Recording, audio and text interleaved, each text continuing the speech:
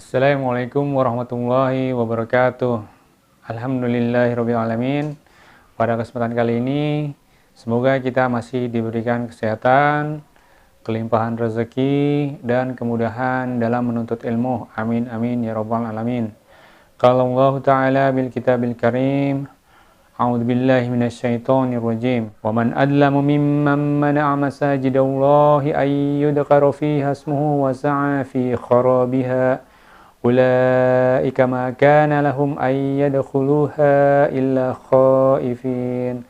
Lahum fid dunya hizyu wa lahum fil akhirati adzabun azim. Shadaqallahul azim. Semoga kita bukan menjadi salah satu orang yang menyusahkan orang lain untuk beribadah kepada Allah, untuk masuk ke masjid-masjid Allah, menyusahkan orang lain untuk mendapatkan hidayah. Amin amin ya rabbal alamin. Anak adalah anugerah dari Allah Subhanahu wa taala. Anak adalah kebahagiaan, anak adalah amanah, anak adalah ujian, anak adalah cobaan, anak adalah perhiasan, anak adalah amal jariyah, dan anak adalah sebagai pengajak dalam kebaikan. Tentunya kita semua dan dipastikan mengalami hal itu semuanya. Dan bagaimana Rasulullah memberikan tips-tips dalam mengajarkan anak. Kebetulan saya pernah membeli salah satu buku. Ini bukunya, begini cara Rasul mendidik anak. Ya, buku tebal ini ya hampir 500 lembar. Saya akan sedikit sharing, hanya sedikit sharing bagaimana cara mengajarkan anak laki-laki berdasarkan tuntunan dari Rasulullah. Tips yang pertama adalah memberi nama dan mendoakan yang baik. Diriwayatkan oleh Abu Daud, Rasulullah SAW pernah bersabda, berilah nama dengan nama-nama para nabi. Nama yang paling disukai oleh Allah ialah Abdullah dan Abdurrahman. Nama yang paling tepat dengan hakikat manusia ialah Harith dan Hamam, dan nama yang paling buruk ialah Harb dan Murrah. Hadis riwayat Abu Daud. Itu tips yang pertama. Kemudian tips yang kedua adalah menumbuhkan jiwa kepemimpinan.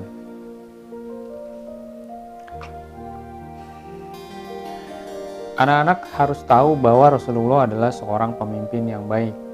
Jadi kita harus ceritain Rasulullah itu adalah pemimpin yang baik. Pemimpin di dua kota Mekah dan kota Madinah, pemimpin dalam keluarga, pemimpin dalam golongan, dan pemimpin umat Islam pada saat itu di seluruh dunia. Apa yang dimaksud pemimpin itu? Kemudian kita jelaskan pemimpin itu seperti apa. Ya kita jelaskan dengan cara kita masing-masing, yang pasti dengan bahasa kita masing-masing yang mudah dicerna oleh anak. Salah satu hadis yang menerangkan tentang kepemimpinan Rasulullah adalah hadis riwayat Muslim. Jadi Rasulullah SAW telah bersabda, yang berhak menjadi imam suatu kaum ialah yang paling pandai membaca kitabullah. Jika mereka dalam bacaan sama, maka yang lebih mengetahui tentang sunnah. Jika mereka dalam sunnah sama, maka yang lebih dahulu hijrah. Jika mereka dalam hijrah sama, maka yang lebih dahulu masuk Islam. Dalam riwayat lain, umur. Dan janganlah seseorang menjadi imam terhadap yang lain di tempat kekuasaannya, dalam riwayat lain di rumahnya. Dan janganlah duduk di tempat duduknya kecuali seizinnya. Hadis riwayat Muslim. Jadi untuk menjadi seorang imam atau pemimpin, itulah yang diajarkan oleh Rasulullah. Kemudian menanamkan jiwa pendidik.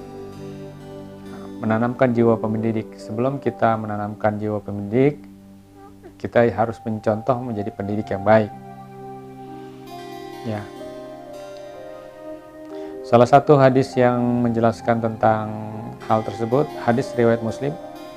Allah tidak mengutusku sebagai orang yang kaku dan keras, akan tetapi mengutusku sebagai seorang pendidik dan mempermudah. Jadi di sini ada kata memperdidik Jadi di sini ada kata pendidik dan mempermudah. Seorang pendidik harus mempermudah yang dididik. Cara mengajarkannya, cara menjelaskannya, apa-apa yang diajarkan oleh pendidik itu harus ada kata mempermudah.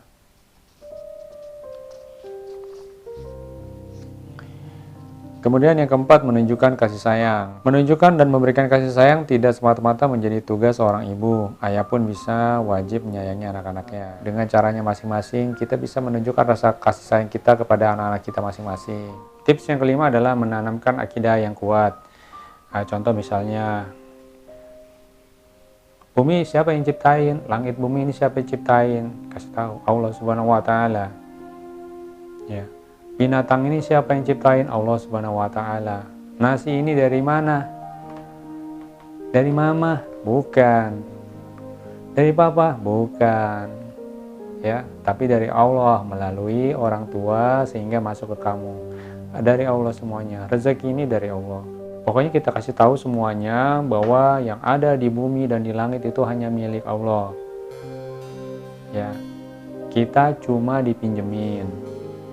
Ya, kakak dipinjemin orang tua dipinjemin nih kakak, ya kita semua dipinjemin dan kita harus saling merawat dan menjaga pinjaman itu. Satu saat nanti akan diambil sama Allah, satu saat akan meninggal, ya kita harus kembali kepada Allah Subhanahu wa Ta'ala.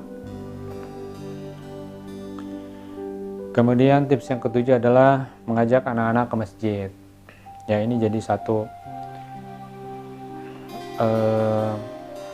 fenomena. Contoh misalnya kayak begini, tidak sedikit orang tua yang menyuruh anaknya ke masjid. Kebanyakan sih di sholat maghrib dan sholat Jumat. Nah, bisa bayangkan kalau banyak anak-anak tuh pasti ramai banget ya, dan banyak yang bercanda juga gitu kan. Yang terbaik adalah mengajak anak-anak ke masjid. Jadi orang tuanya ke masjid juga, baru anak-anaknya diajak.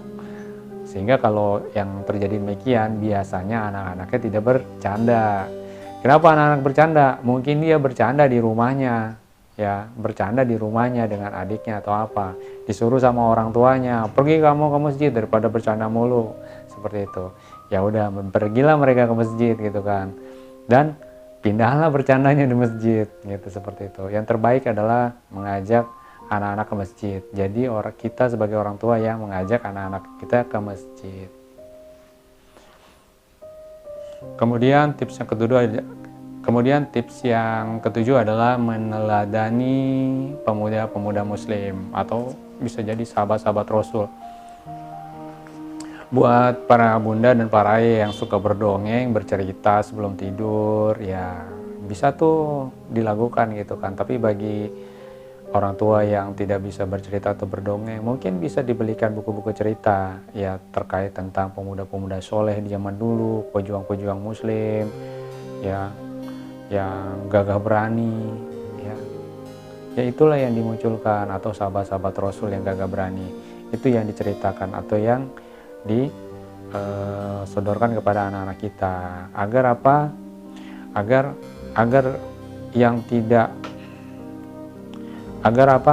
mereka bisa berimajinasi apa yang mereka baca, apa yang mereka lihat. Oh, ternyata jadi seorang pemuda itu seperti ini. Oh, ternyata menjadi seorang anak yang baik itu seperti ini. Oh, ternyata di zaman dulu tuh kayak begini. Ya, anak-anak mudanya. Itulah yang kita lihatkan. Kalau memiliki rezeki lebih, mungkin bisa dibelikan cerita-cerita komik yang bergambar, ya, yang biar lebih menarik. Ya, memang agak sedikit lebih mahal, tapi kalau ada rezeki silakan diberikan untuk investasi kita ke depannya. Ya, kita belikan misalnya contoh pemuda muslim yang sangat gagah berani, ya contohnya adalah Muhammad Al-Fatih, ya, yang di usia, kalau nggak salah di usia 20 atau 22 sudah bisa menaklukkan Konstantinopel. Itu bagaimana jalan ceritanya? Ya, tinggal dibeliin aja bukunya. Atau kalau yang bisa yang bisa bercerita, bunda atau papanya atau bapaknya silahkan bercerita. Itu lebih seru dan lebih menarik ya kalau bisa bercerita ya daripada disuruh baca buku atau baca komik. Kemudian tips selanjutnya adalah menjaga pandangan ya. Ya dengan berbagai cara sih, dengan caranya masing-masing, tapi intinya menjaga pandangan. Kalau saya coba menerapkan seluruh pandangan yang tidak baik itu kita bilang aurat. Jangan lihat aurat. Ya, kalau lihat aurat nunduk. Kalau lihat aurat nunduk. Ya, seperti itu. Seru juga sih, ya. Misalnya kalau kita lagi jalan gitu kan, kita lihat aurat, anak kita lihat aurat, kita lihat aurat. Dia nunduk, papanya enggak gitu kan. Nah, papanya ditegur.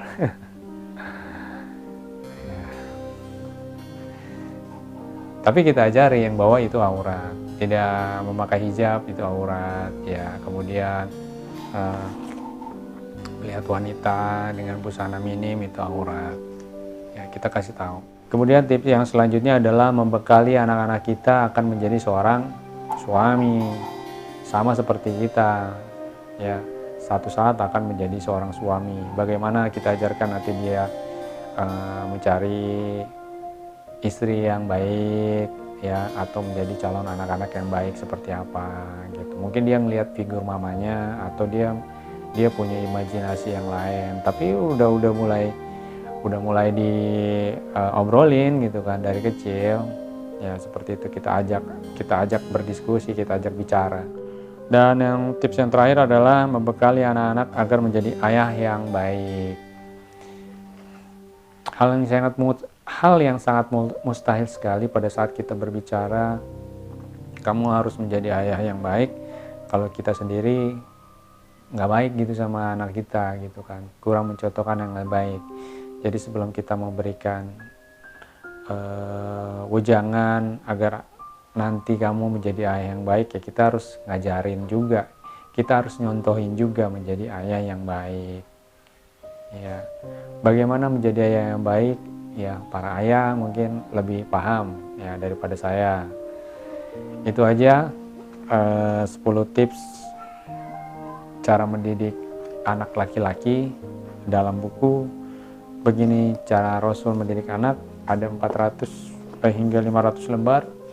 Teman-teman bisa beli bukunya di Gramedia. Ini banyak yang saya share hanya sebagian kecil saja dari ilmu yang didapat dari sini. Semoga bermanfaat. Wassalamualaikum warahmatullahi wabarakatuh.